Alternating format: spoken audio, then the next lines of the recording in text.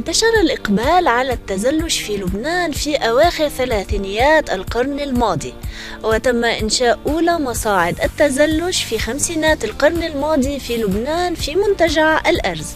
منتجع الأرز في بلدة بشر بأجوائه الخلابة الساحرة يعد من الأكثر الأماكن استقطابا للسياح وهواة الرياضات الثلجية.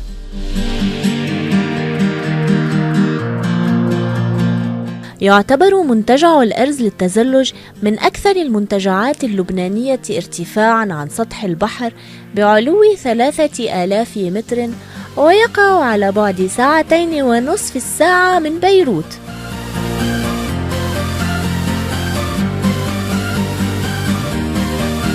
ويمتاز هذا المنتجع بطول فترة موسم التزلج فيه، وبالتالي بقدرته على استضافة المتزلجين لفترة طويلة تمتد من أوائل شهر تشرين الثاني إلى أواخر شهر نيسان في معظم الأحيان.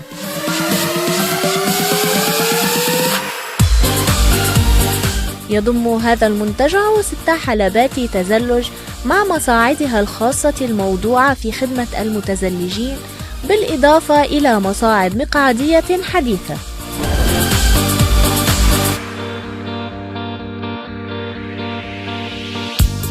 تكثر في منتجع الأرز رياضات التزلج التي تنطلق من خارج الحلبة نزولا من أعالي قمة الجبل هناك، وكذلك سباقات التزلج التي تضفي جوا من المتعة على نشاطات المنتجع.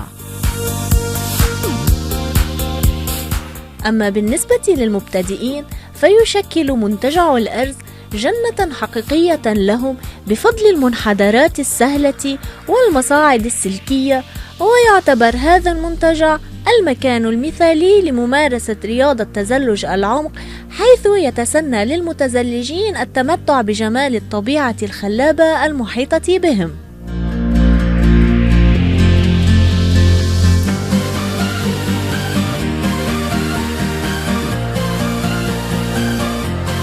إضافة إلى كل ذلك، تعتبر رحلات العربات الثلجية أو السنو موبايل من الرياضات الشائعة في هذا المنتجع.